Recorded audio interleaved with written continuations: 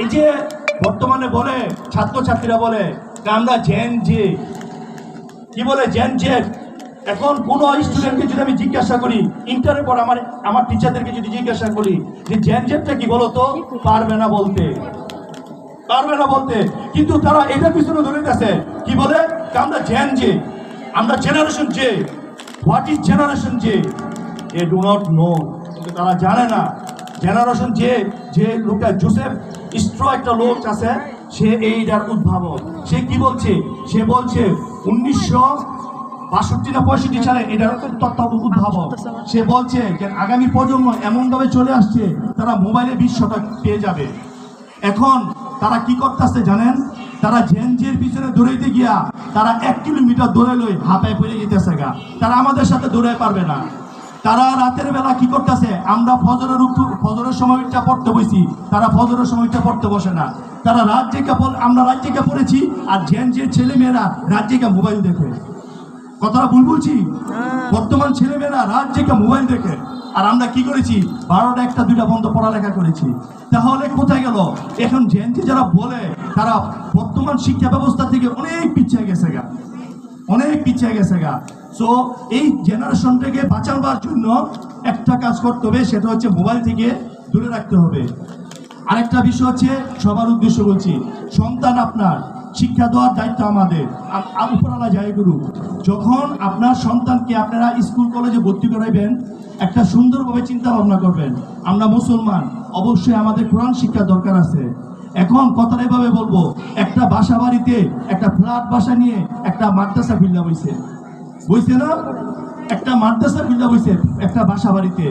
এই 600 square feet বা একতলা বিল্ডিং এর রুম থাকে 6-7টা। এই 6-7টা রুমের ভিতরে একটা মাদ্রাসা বিল্লা বইছে, ওখানে কোরআন শিক্ষা দিচ্ছে। আমরা মুসলমান হিসাবে আমাদের কোরআন শিক্ষা অবশ্যই দরকার আছে।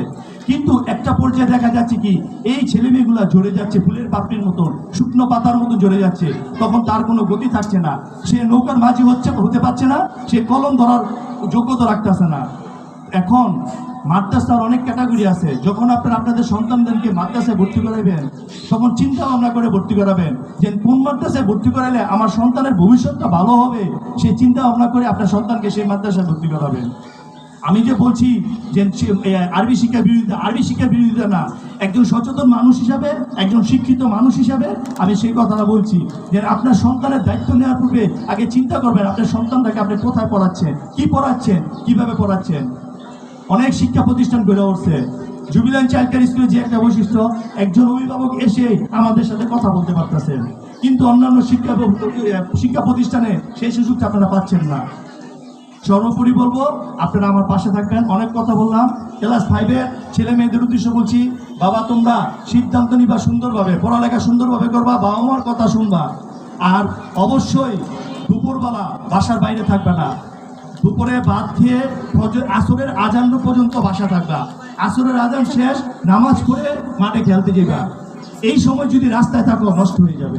এক কথা, এই সময় নিরিবিলি থাকে।